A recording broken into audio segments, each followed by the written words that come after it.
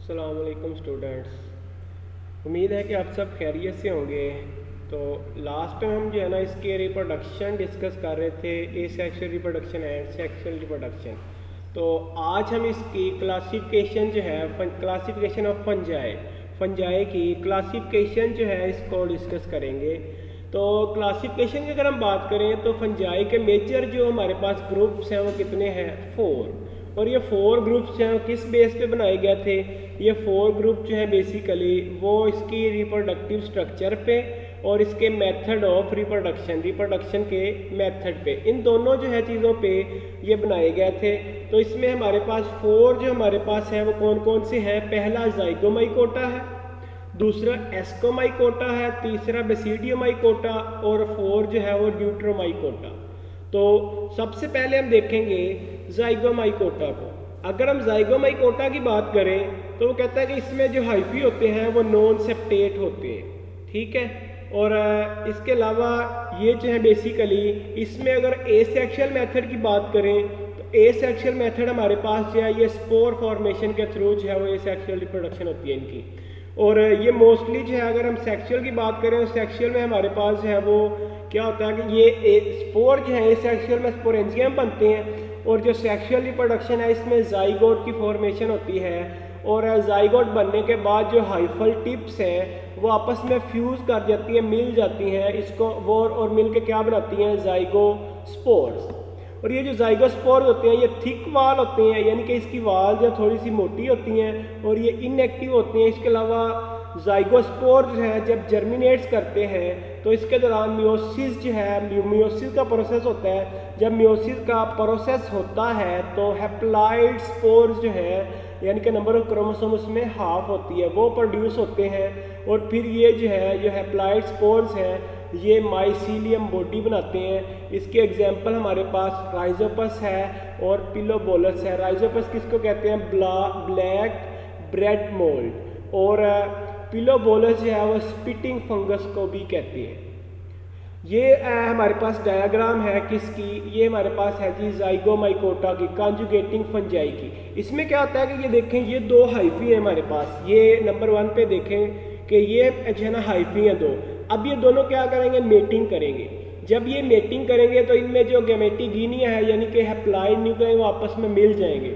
जैसे इनके हाइफी मिलेंगे तो फ्यूज होके जो है ना वो क्या करेंगे? प्लाज्मोगैमी। प्लाज्मोगैमी का आपको पता है क्या होता है कि जब साइटोप्लाज्म जो है वो आपस में फ्यूज होता है तो यहाँ जो है साइटोप्लाज्म फ्यूज होना शुरू हो गया है। जैसे ही साइटोप्लाज्म फ्यूज हुआ है तो वो वहाँ एक बॉडी सी बन गई जिसको हम जाइगोस्पोरेंजिया कहते हैं। तो जाइगोस्पोरेंजिया जो है जैसी बनती है तो उसके अंदर कैरियोगैमी यानी कि न्यूक्लियस की या न्यूक्लियर मटेरियल की जो है वो फ्यूजन स्टार्ट हो जाती है। जैसे न्यूक्लियर फ्यूजन कंप्लीट होती है तो इसमें मियोसिस का प्रोसेस स्टार्ट हो जाता है। तो मियोसिस के प्रोसेस के रिस्पॉन्स में हमारे पास जो है वो स्पोर्स की प्रोडक्शन होती है। और ये स्पोर जो है कुछ तो स्पोरेंजियम से निकल रहे हैं और कुछ जो है वो एसेक्सुअल रिप्रोडक्शन से निकलकर ये दोनों स्पोर दोबारा फिर जो है वो ग्रो करते हैं नए किसमें? नए हाइफी वगैरह में या नए फंजाई में। तो ये दोनों फिर जो है वो माइसीलिया बन जाते हैं और इस तरह ये कुछ जो है वो मेल और कुछ फीमेल यानी कि कुछ पॉजिटिव मेटिंग टाइप और कुछ नेगेटिव मेटिंग टाइप जो है वो हाइफी बन जाते हैं। तो ये हमारे पास था लाइफ साइकिल ऑफ जाइगोमाइकोटा। उसके बाद नेक्स्ट हमारे पास है एस्कोमाइकोटा, दूसरी टाइप इसकी यानी कि सैक फंजाई। सैक कहते हैं पाउच को। तो एस्कोमाइकोटा की वो कहते हैं कि राउंड अबाउट 60,000 स्पीशीज होती हैं और ये फंजाई का सबसे लार्जेस्ट ग्रुप है। और ये मोस्टली जो है टेरेस्ट्रियल इन्वायरमेंट में रहता है और कुछ जो है वो मरीन और फ्रेश वाटर में भी रहते हैं। तो इसमें ये जो है ना सिम्बियोटिक रिलेशनशिप बनाता है यानी कि दूसरे ऑर्गेनिज्म के साथ रिलेशनशिप बनाता है जिसमें 50% जो है वो लाइकन जो कि हमने पीछे डिस्कस किया था लाइकन रिलेशनशिप बनाता है और कुछ जो है वो माइकोराइजर जो है वो भी बनाता है। और इसमें जो हाइफी होते हैं वो सेप्टेट होते हैं।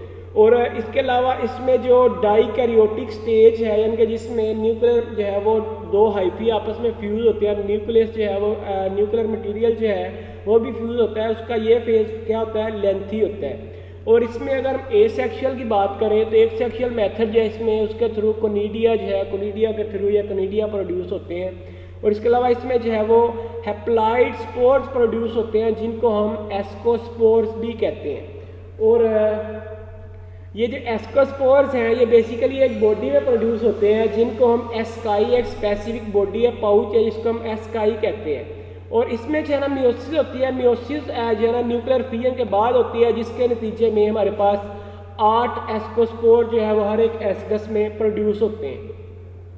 इसकी एग्जाम्पल हमारे पास है yeast, morels, truffles, mildews and moulds. ये सारी इसकी क्या है हमारे पास एग्जाम्पल है। उसके बाद आ जाए यीस्ट। यीस्ट इसकी एग्जाम्पल है, ये यूनिसेलुलर जो है माइक्रोस्कोपिक ऑर्गेनिज्म है। ये दूसरे ग्रुप्स में भी पाया जाता है लेकिन स्पेशली जो एस्कोमाइसीड्स में ये ज़्यादा होते हैं। और ये जो है एसेक्सुअली कैसे प्रोड्यूस होते हैं, बडिंग के थ्रू, और सेक्सुअली जो है ये एस्कोमाइकोटा के थ्रू जो है वो प्रोड्यूस होते हैं। और इनमें एबिलिटी होती है कि ये ग्लूकोज यानी कि कार्बोहाइड्रेट्स को फर्मेंट कर सकें एथानॉल और कार्बन डाइऑक्साइड में।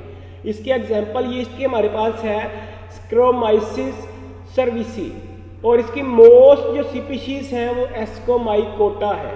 तो अगर हम इसकी ये देखें डायग्राम है तो इसमें भी जो है वो हमारे पास पॉजिटिव और नेगेटिव है।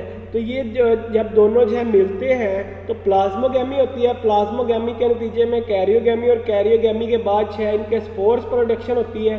8 एस्कोस्पोर्स, ये देखें 8 जो है वो हर एक में 4 होते हैं। तो दोनों जब फ्यूज़ होंगे तो 8 एस्कोस्पोर प्रोड्यूस होंगे, वो फिर डिस्पर्स होंगे। डिस्पर्स होने के बाद वो जर्मिनेट होंगे। जैसे ही जर्मिनेट होंगे तो फिर वो साइज इंक्रीज़ करेंगे और फिर जो है वो दोबारा स्टार्ट कर देंगे, जो है ना वो नया जो है ना दोबारा रिसाइकल स्टार्ट कर देंगे। तो आज का हमारा जो है यहाँ तक जो है वो टॉपिक है। तो उसके बाद जो है हमारे पास